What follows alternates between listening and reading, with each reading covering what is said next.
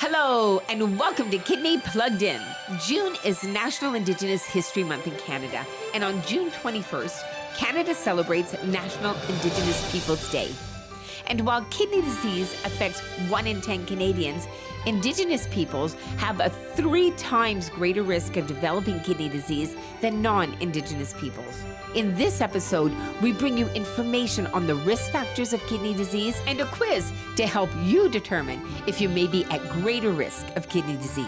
And in commemoration of National Indigenous Peoples Day, we bring you 2 very special interviews. Monica Goulet from the Cree Nation in Saskatchewan shares her inspiring story from CKD diagnosis to a kidney transplant after she received a kidney from her nephew Jim, her living donor. And BC Grand Chief Stewart Phillip and his wife Joan share their story of Chief Stewart Phillip's journey with kidney disease and his search for a kidney donor match. And we have the honor of introducing you to Grand Chief Stewart Phillip and his wife Joan next, right here on Kidney Plugged In. Living with chronic kidney disease is very debilitating. It's very frustrating that you're unable to perform at the level that you're accustomed to most of your working life.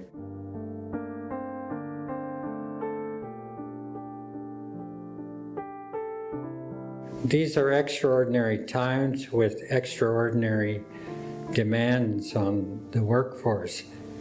And when you're compromised by chronic kidney disease and being in a state of fatigue constantly and finding yourself dozing off and wanting to nap and just not available not only to your colleagues, but in my case, my grandchildren. They represent endless energy and they want to be doing things constantly. And when they see me napping in my chair and unavailable to them, you know, their first reaction is, did I do something wrong? Is Grandpa mad at me? And so they begin to ask questions. Why is Grandpa always tired? Their primary question is Grandpa going to be okay? You know, is Grandpa going to die?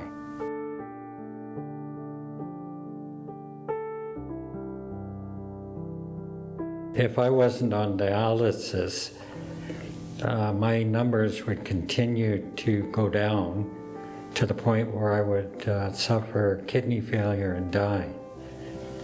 And, you know, that happens sometimes in the middle of the night. Dialysis is keeping me alive. And I go into the local hospital here 3 times a week, Monday, Wednesday, and Friday. I get up about 6 o'clock and get ready, and I have to be at the hospital by 7:30. And after my session, I get out of there about 1 o'clock.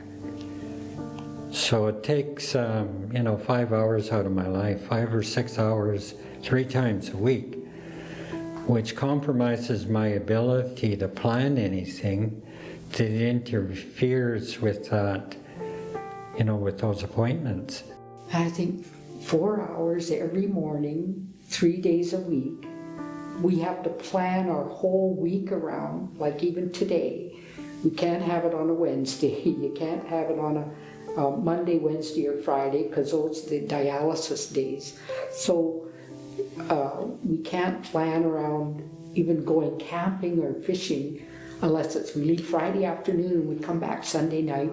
So everything revolves around this time frame.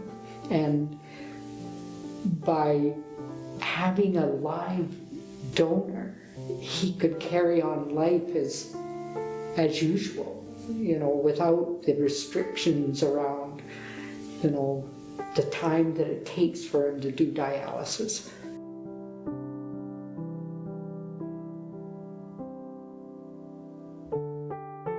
Um, 24 years ago or thereabouts, we went through this in regard to me receiving a liver transplant.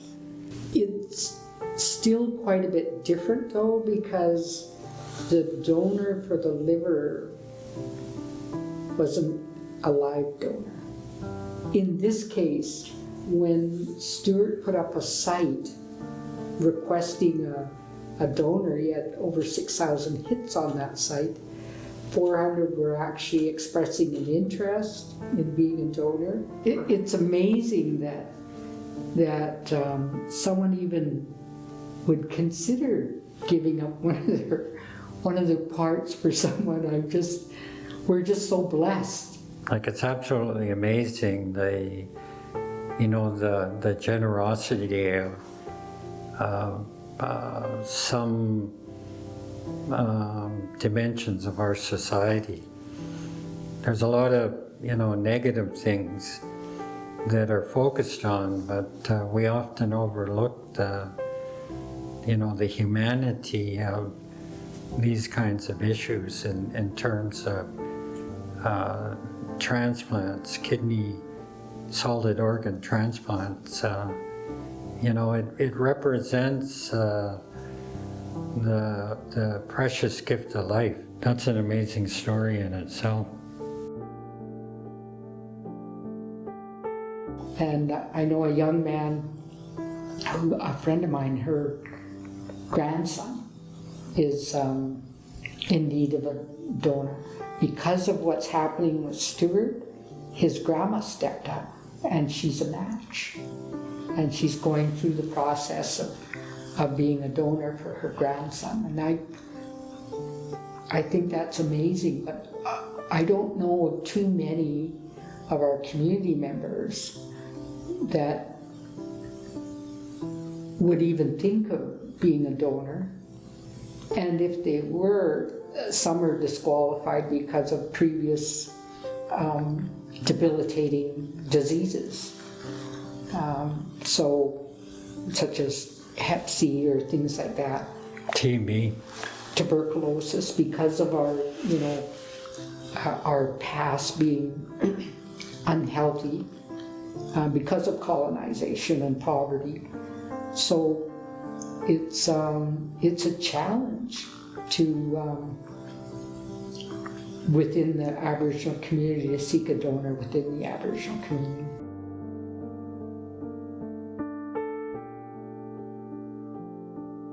I think for Indigenous peoples, like, our history has always represented loss. Having things taken away, language, culture, spirituality. Sharing one of your kidneys, I think, would firstly represent a loss, somebody taking something away from them.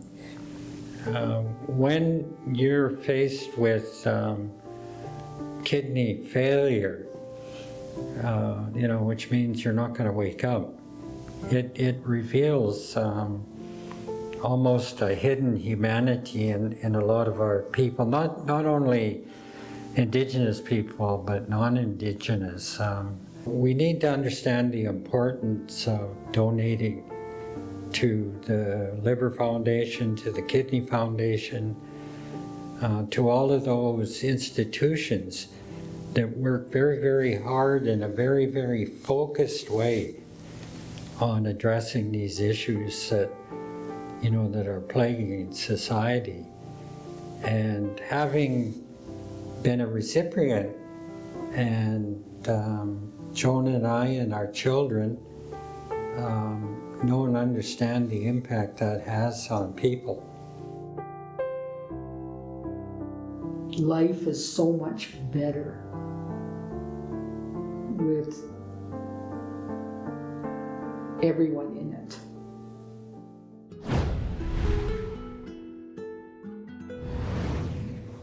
Did you know that 77% of Canadians waiting for a transplant are waiting for a kidney? And that the average wait for a kidney transplant from a deceased donor is 3.5 years.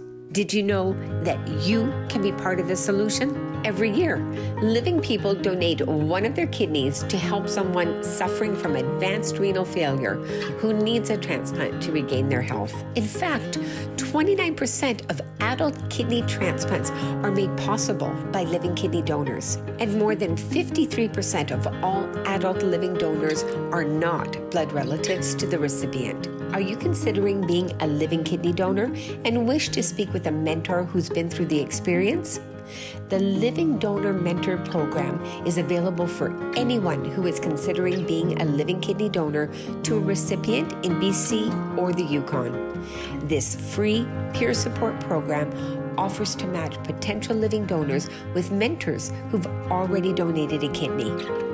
Contact the BC and Yukon branch for more information. And now you know.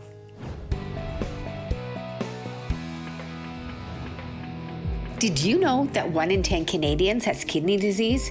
Because there are often no symptoms until kidney disease is quite advanced, many people aren't aware that they have the disease until they've lost most of their kidney function. So that's why it's so important to know the risk factors for kidney disease and to talk to your doctor about your kidney function. Some people are at higher risk of kidney disease and should have their kidney function tested by their physician or healthcare provider, even if they feel well. So please take a few minutes to answer these 10 questions. The answers will help you know if you should talk to your doctor about having your kidney function checked. Are you ready? Let's start. Question 1. Do you have diabetes? Have you been told you have prediabetes, borderline diabetes, or gestational diabetes? Diabetes is the leading cause of kidney failure in Canada, and uncontrolled blood sugar levels can damage the delicate filtering system of your kidneys. Question 2. Do you have high blood pressure? High blood pressure gradually damages the tiny blood vessels in the kidneys.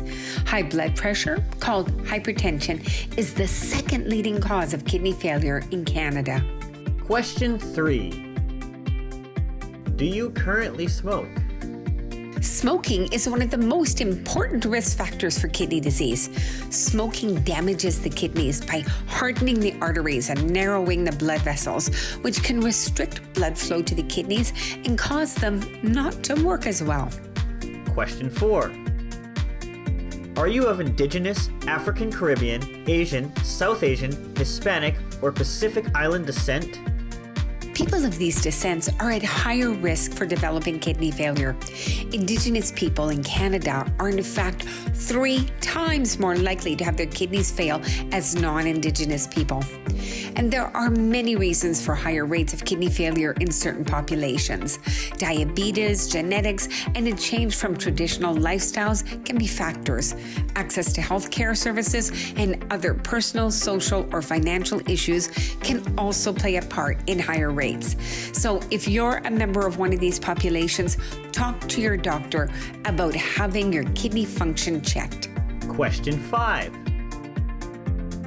Do you have heart problems? Have you ever had a heart attack or stroke? Have you been diagnosed with cardiovascular disease? Heart disease and kidney disease are closely linked. When the heart is not pumping well, it doesn't move the blood to the rest of the body very well. So the kidneys don't get the proper blood flow, and this affects how well they're able to function. Question number 6. Do you have a family history of kidney failure? Kidney disease may run in families because some forms of it are inherited. Even if only one person in the family has kidney failure, all blood relatives should be tested. Family history is also a factor in the development of both diabetes and high blood pressure, the major causes of kidney disease. Question 7. Do you take anti-inflammatory pain medication like ibuprofen, naproxen, Advil, Aleve, Motrin, or Celebrex? These medications are called non-steroidal anti-inflammatory drugs, and they've been associated with acute kidney injury in the general population and with progression of kidney disease in those with chronic kidney disease. Heavy or long-term use of these medications can cause chronic kidney disease. Question number 8. Are you at an unhealthy weight? If you aren't sure, you can check your body mass index or your BMI on the Dietitians Canada website. Your BMI is one of the many factors that you and your healthcare provider can use to check your health. The BMI measures risks based on your height and weight. It may not be accurate in people who are muscular athletes, under 18, those with amputations, pregnant or lactating women, and adults over 65 years of age. If you have obesity, you have a greater chance of developing diabetes or high blood pressure, which are the leading causes of kidney failure. In people with obesity, the kidneys have to work harder by filtering more blood than normal. So this extra work can damage the kidneys and raise the risk of developing CKD in the long term. Question 9. Have you had any issues involving the urinary system and/or prostate gland? For example, multiple kidney stones, cancer of the prostate gland, kidney cancer, or recurring urinary tract infections. Issues of the urinary system and/or prostate gland can sometimes contribute to kidney problems. And question number 10. Are you 65 years of age or older? CKD can occur at any age, but it becomes more common with increasing age. The high prevalence of CKD in elderly may reflect the increased presence of a variety of different risk factors for CKD, such as diabetes and high blood pressure in this age group. Regardless of the reason, the high prevalence of CKD in the elderly population is important because CKD increases the risk of heart attacks and strokes. So ultimately, you can't change your age, but once detected, simple treatments can slow down the declining kidney function, prevent complications, and improve the quality of life. Are you interested in learning more about the risk factors of kidney disease? If so, go to areyouatrisk.ca. And now you know. Leave me a message and I'll get back to you. I can't believe it's been almost 20 years since we met. My whole life has changed. Whenever I felt alone, you were there for me.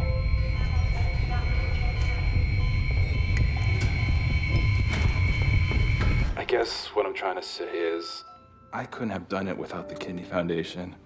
And now, I need you more than ever.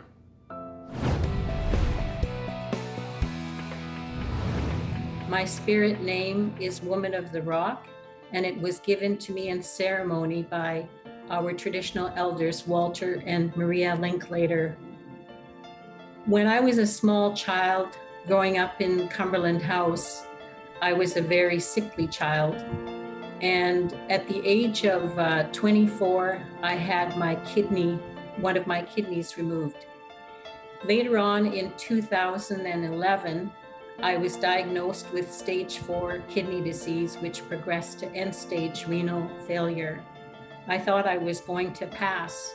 And then, fortunately for me, I get to be here with you today because my nephew, Jimmy Searson, donated a kidney to me so that I could have a second chance at life.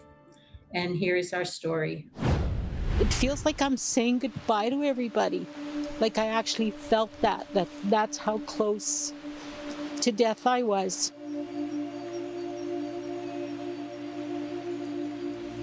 Asini Square in Sneegassen. My spirit name is Woman of the Rock, and it means that I'm an interpreter. When I was about 24 years old, I went to see a specialist finally because the doctor said, "You're always getting these urinary tract infections. Have you never seen a specialist?" And I said, "No." And he said, "You have a defective kidney." Over time, I just got sicker and sicker. And one of the worst things that I remember was not being able to do anything. When they told me I had stage 4 kidney disease, it was one of the most difficult times of my life.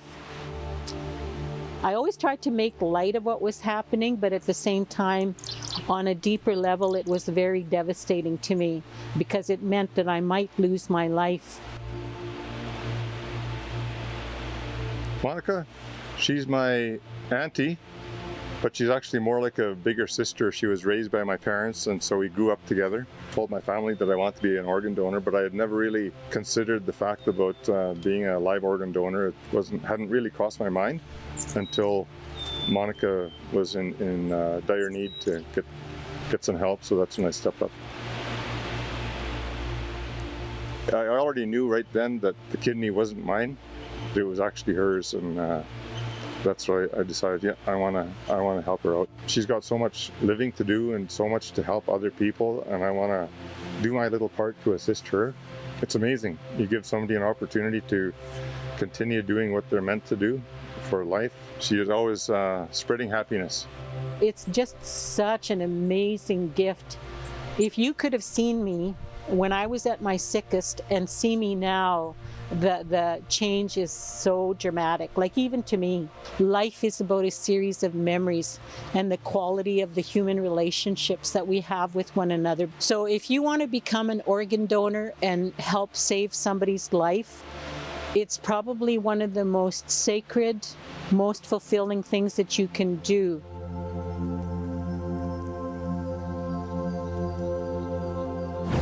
To register your wishes to be an organ donor in any province or territory across Canada, please visit your provincial organ and tissue donor registry. Hi, I'm Dani Renouf, and I'm a renal dietitian. As many of you know, I help kidney patients devise nutrition care plans that are individualized to meet their specific needs. While there's no standard kidney diet, there are common foods and in some cases a fluid restriction that might be required. The Hub is a great place to learn more about kidney-friendly options and have some fun doing it. Through the Renal Recipe Makeover, we will help you take your favorite recipe and make it kidney-friendly. Or you can put your cooking skills to the test with our online cooking classes. Food brings us together as family and community, and is an integral part of all our cultures. We want to continue to celebrate those special occasions with our friends and loved ones. When it comes to eating for our kidney health, we don't focus on what we can't have, but on what is possible. Empowering your kidney health.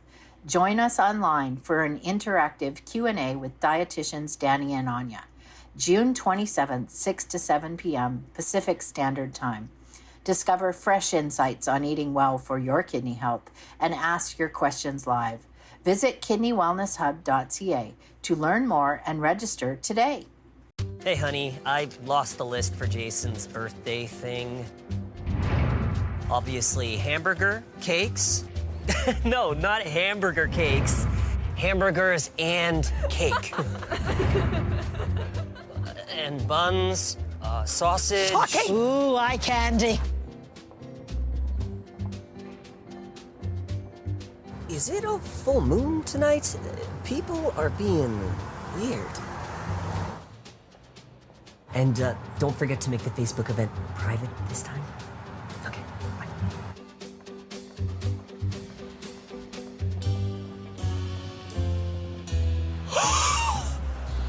bye. Can you imagine losing most of something without realizing it? Over time, kidney disease can destroy up to 80% of kidney function before you notice any symptoms. Talk to your family doctor to see if you're at risk and need to be screened. It could save your life.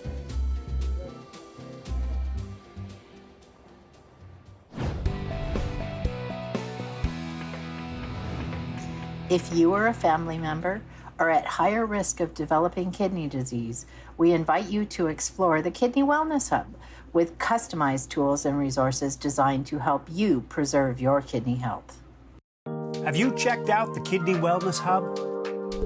We're excited to share this new online kidney community engagement platform created for kidney patients and caregivers. It offers tons of kidney customized resources and tools to support you on your health and wellness journey. We know living with kidney disease can be challenging, and anyone trying to stay active knows it can be overwhelming to start. But you are not alone. There's information, video content, and resources designed to help you stay active.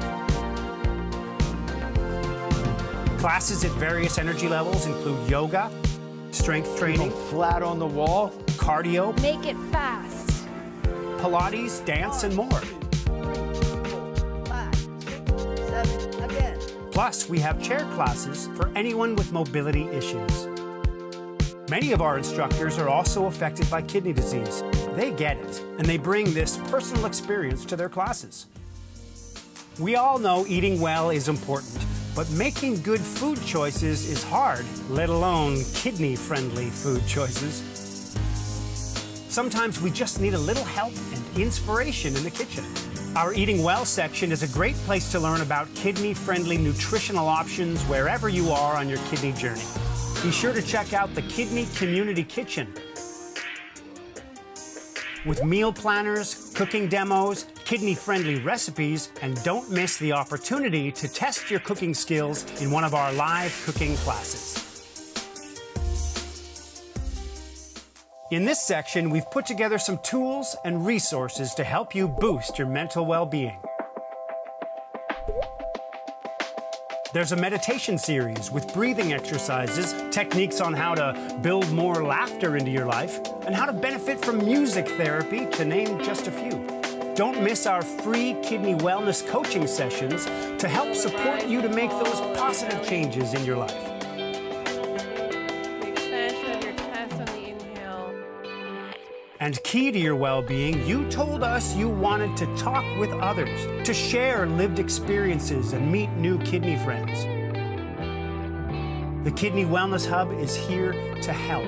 Some of the ways you can connect are talking one-to-one with a peer mentor, joining a networking session, or connecting through our Facebook group.